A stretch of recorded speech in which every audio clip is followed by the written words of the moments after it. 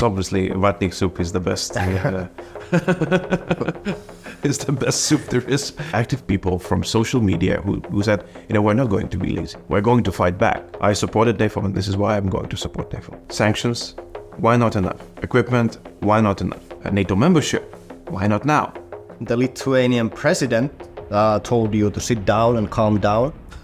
Are you planning to do that, or? Gabrielius Landsbergis has been one of the most vocal opponents of Russian imperialism, which made him a perfect candidate for our new interview series, Soup Talk. We had a great discussion about Russia, Ukraine, and even pineapples. Hope you enjoy it. First of all, it's a great honor to be here, to have this talk with you. We call this series the Soup Talk. Related to our channel, but maybe you could briefly introduce yourself, who you are, what do you do, what is your favorite soup, this kind of stuff. I'm Gabrielius Landsbergis, Minister of Foreign Affairs of Republic of Lithuania, serving for my fourth year already in this position. What initially was supposed to be just an interesting job became a incredibly interesting job, and probably a unique position, and being so close to where the war is happening geopolitically and politically. Talking about soups, obviously vatnik soup is the best. It's the best soup there is. I wholeheartedly support the master behind it. Oh, thank you. But you quickly become one of the, I would say, on social media, especially the best known politicians in Europe for your direct talk and this kind of no bullshit approach to politics. And do you feel like there should be more of this type of honesty in politics in general, especially at times like this? Sure. I mean, looking back, it is, this is not where it began right now. I mean, the whole geopolitical problems we have. I think that if we were a bit more outspoken, a bit more truthful about what was happening in 2014, when Ukraine was forced to sign, agreements with Russia, while actually the war was ongoing, people were, getting killed, and Russia just got some time to rearm itself and prepare for the next stage. I think we might not be in the situation where we are now currently. So from the very first days, the decision was it was not something, but it's more of a mindset, not a communication strategy. Is that we have to say what we see, and since I'm coming from a country who has some sort of a historic experience with Russians, geographical proximity, I believe that it's a responsibility of countries like mine to say it as it is. Yeah, it almost feels like these countries that were at some point invaded by Russia or Soviet Union are the most vocal about it. Like Finland, for example, of course, Lithuania, Poland, Latvia, Estonia. So it's probably not a coincidence that this is happening. Absolutely. Look, I mean, we even, me, which probably still a little bit considered a politician from a younger generation, we do remember Russian tanks in Vilnius. I think that, there was a movie showed, quite recently in Lithuanian televisions, that after our independence in 1990, when we regained it, Russian army was still in Lithuania because we were not recognized as an independence country. It was a decision that we made, and we always had it, recreating institutions and whatnot. Russian army was still here. Actually, it was, 2.5 kilometers from where we are currently sitting. One of the main bases in the center of Vilnius. Later in 1990, they made this huge parade. So after our independence, so we are independent country. We declared our independence. The parliament voted. That's it. We're of the Soviet Union. The Soviet Union, from our perspective, is broken and done, null and void, non-existent anymore. But they're parading in the main street of Vilnius. Gediminas Avenue. Just 20 meters from here. And, so the movie showed all the tanks and troops, they're marching, people are not there, to cheer them, they're just minding their own business, walking past them. But the sight, and when you see Ukraine and you see the same tanks, same troops, same clothing, whatnot, same arms, and it's the same street. It is not history. It is not yet history. It's very much alive. And I can tell you, Lithuanians do remember this, and they don't want this back. All right. Let's talk a bit about social media, because you've been a very big proponent of social media movements like NAFO, however you want to pronounce it. But of course, even before 2014, there was an aggressive information operation online coming from Russia, first internally, and then it expanded to Ukraine and to the West.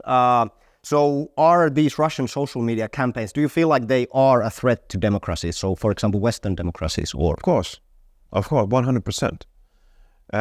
And honestly, they are, from their perspective, from Russian perspective, they're the cheapest way to undermine democratic principles of the West. And they count on a very simple thing. They count on our laziness.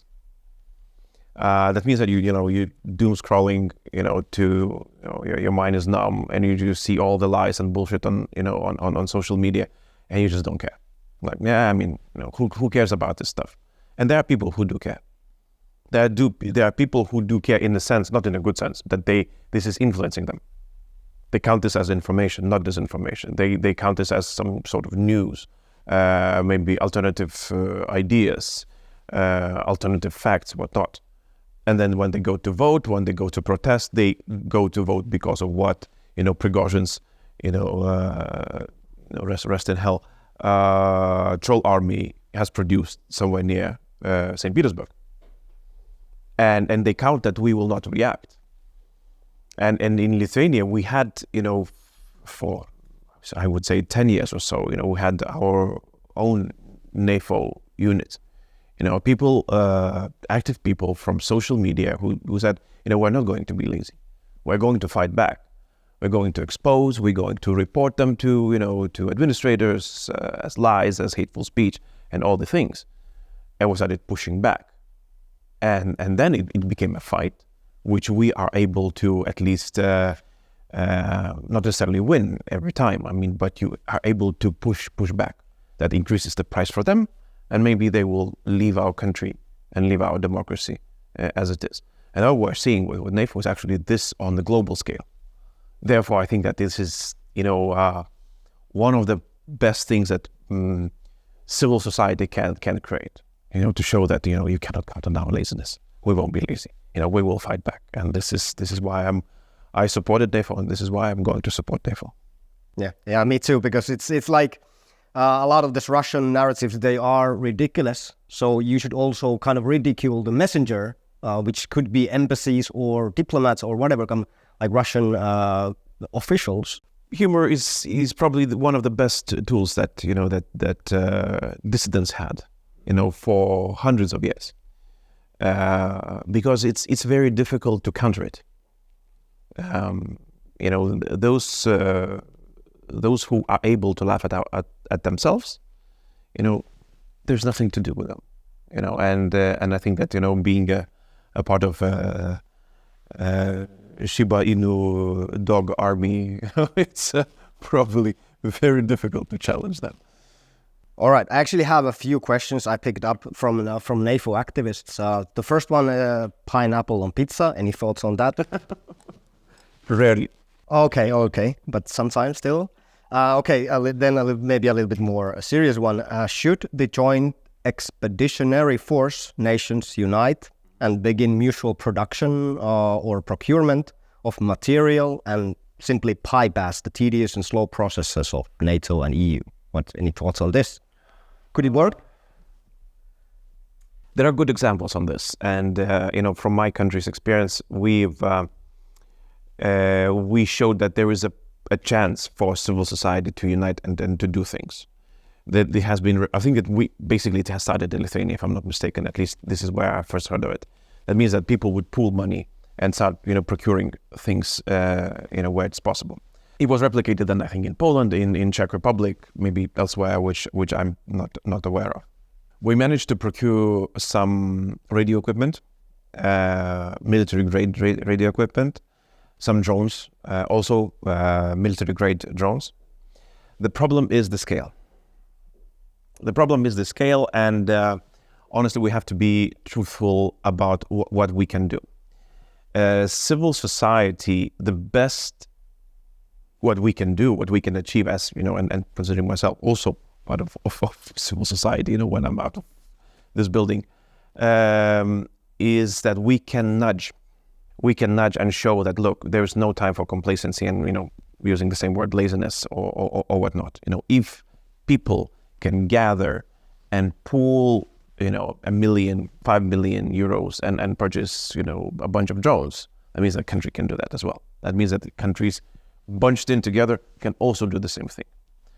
But at the end, when we're considering what Ukrainians are fighting against, it's a huge industrial power, such as Russia it is now. They might not have the most sophisticated weaponry, but they can produce, lame equipment that still can do extraordinary damage to civilians. That means that governments need to step up. And therefore, those who do the work, from civil society supporting Ukraine, the task is double. Do what we can. If we can pool the money, let's do it. But then remind the government that it's also government's job to keep on doing. It's not to get tired and see what else can be done. Especially, what we need to encourage those who are industrial powers on the Western side. We, such as Finland and then Lithuania, we can do stuff. And Finland was amazing, with additional and new defense packages. But when it comes to, real power, some other countries have a bit more of it. A simple question: is Russia a terrorist state? Well, it's definitely involved in terrorist action from state with state decisions. So there's no other way to put it. And in addition, many have stated that Russia is actually committing a genocide in Ukraine. Do you agree with this statement? It's there's a legal background to it, but I would consider that the intentions when officials who are decision makers behind the war effort against Ukraine, and when they say that wiping Ukrainian people from the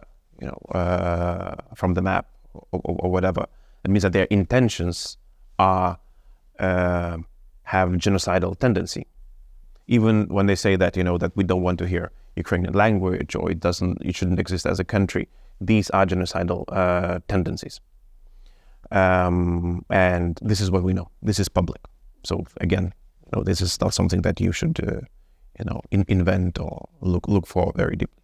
You can just listen to Mr. Medvedev or some other speaking almost every day on social media or whatever. Do you think that the sanctions are working right now? For example, you have a mayor in Lithuania who is still conducting business with Russia. Definitely, probably not the only one. So are these sanctions working? Two things that I would like to separate here. First of all, the problem with the mayor is more moral and ethical rather than sanctions.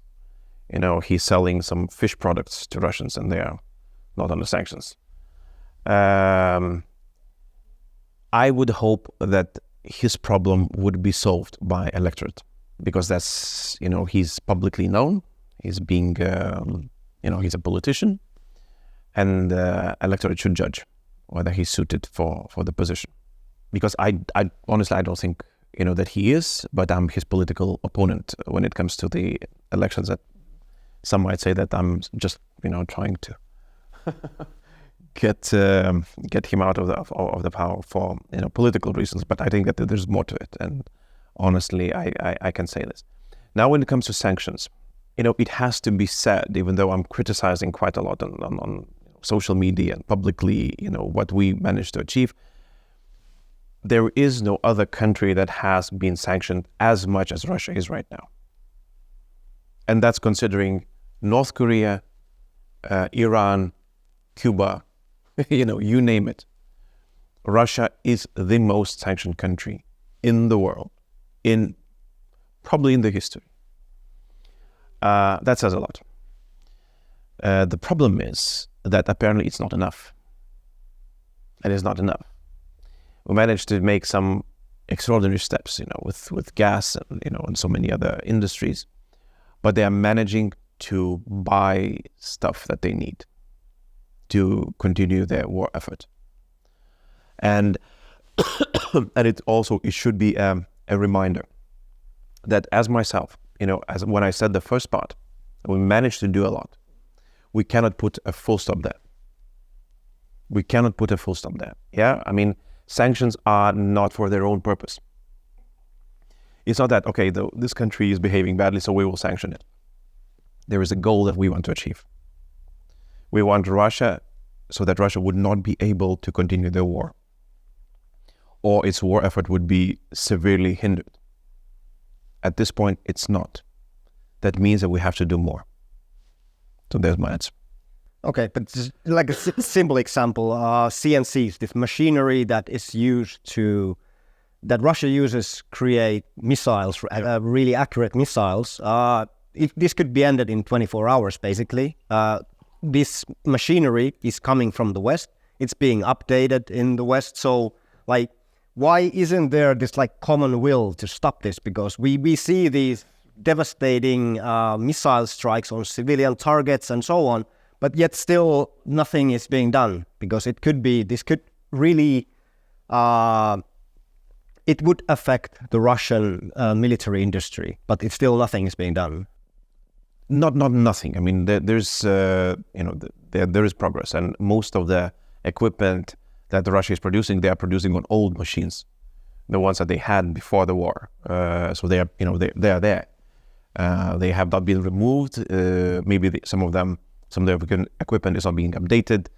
Spare parts of it is not being sent, but they are able to produce stuff on the machines that they had. And you're right, some of the machines might be sent to Russia still, maybe not directly, maybe through some third countries, which is happening, and the process to stop it is too slow. Now the question is why, but then I would expand on the question, because it goes, the same question could be asked on a number of occasions. Why we are not sending the equipment that we do have? I mean, why did we choose to send 31 Abrams tank? 31. I mean, you could send 32, at least 33 is a better number. It's exactly the same question, right? Sanctions, why not enough? Equipment, why not enough? NATO membership, why not now? I mean, it's, it matters to say, because I mean, it's still the same question. I have, there's a problem which is within, right? It's within us, and the answer is twofold, or two possible answers. I don't know, we are free to choose whichever, or figure out ourselves, maybe different answers. First one is either we don't care. In 2014, we did not care. We thought it's just Crimea, not a big part. I mean, just give it to Russia. They'll calm down, we'll continue our business as usual. It could be that. There could be people thinking, look, Donbass is just a tiny piece, Ukraine, somewhere very far to the east, maybe Russia is content. And maybe it all just goes away if that is over. Of course, for me, it's completely false idea. If for nothing else, if there were people still able to think that before 2014, now they should be, awake and say, okay, this was a wrong idea. But maybe there are. The other possibility is that we're afraid. Because Russia has, we're saying, okay, Russia does not have a huge military, they are not so well prepared. Yeah, that's true. But they do have a nuclear weapon.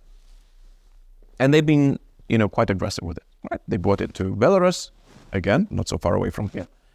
They were actively talking about this, that this could escalate to nuclear war, blah, blah, blah. So that means that the question is it worth it? Is it worth doing something to Russia so harsh so that they would escalate to nuclear war? Do we want to fight a nuclear war because of sanctions, equipment, blah, blah, blah, whatnot? And probably there are people who say, no, we don't. So I would think that somewhere within those two probabilities lies the answer. And I'm trying to, to be rational. But either answer is extremely, extremely scary to countries like mine, maybe to Finland, to other Baltic states, to the countries who have border with Russia. Because exactly the same question could be posed on either of us. Do we want a nuclear war for Lithuania? Would we want a nuclear war for a tiny, tiny piece of Finland? And we're left to answer this question, because the answer could be that for Ukraine, no, we don't want. And for Finland, it's left left out there. So this is why it's so scary. This is what it's all about. And this is why, a country like mine, we're pushing that it's not just about Ukraine. This is not just about Ukraine. We have to figure this out. It is not yet too late. It is not yet too late, but the clock is ticking its minutes. All right. But doesn't this also kind of open the doors for future nuclear blackmail by other countries? Absolutely. Like we look at countries like, I don't know, Pakistan, India. Well, I mean, we see what is happening now, right? And honestly, there's no coincidence that you would hear now the escalating rhetoric from North Korea, which is probably the country when you think about nuclear, possible nuclear blackmail. Their rhetoric has never been as harsh as it is now, considering what they're talking about United States or South Korea and other neighbors. Everybody who has a geopolitical aggressive ambition, dictator, now they're emboldened. They feel that this is their time. This is their moment. This could be their moment. I'm not saying that this is, the last minute. It's not yet. I mean, we do have the power. We do have the possibility. Our combined might has not yet been challenged in no way. We do have this. And we don't need to even to fight it. We have to present the deterrence. That if you do X, the answer will be Y. As it was, during the Cold War. Everybody knew, okay, there's a stalemate, because if we try, the answer will be such. Now, their idea is that, what is the answer? We don't know. Maybe we should try. That is the biggest problem. All right. Some months ago, you said grain exports could be secured, and you were right about that. Do you want to give any predictions for, let's say, 4 months, what's going to happen? Because you've been right a couple of times, so any predictions for? I'm truly worried about 2024. It's a good time as ever, to talk about this, because we're just at the beginning of the year. But I see a lot of confusion, and confusion gives an opportunity to miscalculation from our side. Because there are so many, political moving parts. United States, just at the verge of new election, with possibility of different outcomes, and geopolitical as well. Europe also, with election, with major powers within Europe, also trying, on a shift, so to say, the Zeitenwende, even though it sounds nice, and it's a good phrase, a good term for the whole European continent, but it's a process. It's not a switch, like so war happened, we clicked it on, and now different Europe. It's not there. We are in the process of rearranging, reinventing ourselves, and Germany is doing that. France is doing that. So many countries are on reshaping. Even Nordics. I mean, with Finland and Sweden joining NATO, it's a process, readjusting to this new environment. But the decisions are being needed right now. We talked about the need for equipment. The problem is that it's, they need this right now in the front. And we're talking about, okay, so can we do this? Can we not? Maybe we need a couple more years, to restart our factories. Ukraine gave us those 2 years. We had 2 years, and the ammunition is needed yesterday. So this is why I'm really, really worried about this year. That we touched the issue already, but what's the key to victory in Ukraine? Because you used this unsung victory as like everything it takes. So what's the key to victory in your view? Ammunition and equipment. It boils down to firepower. I mean, many people would say, okay, it's political will, right? But from Ukrainian side, I see no lack of political will. They have all it takes. All it takes. They show all the qualities. The best, par excellence. I mean, there's nothing better that you could expect from a country that is being attacked, and what is needed, from the country within to fight back. They have all it takes. Now it's up to us. Are we able to provide them with firepower so that they would be able to push back on Russians? And so the answer is extremely easy, and it's very practical, and it's dumb as hell. And just send them all we have. It was the same answer a year ago. It was the same answer 2 years ago. That's how unoriginal I am. All right. Maybe just to conclude, I think a while back, the Lithuanian president told you to sit down and calm down. Are you planning to do that, or? No, I would not follow the example of my president.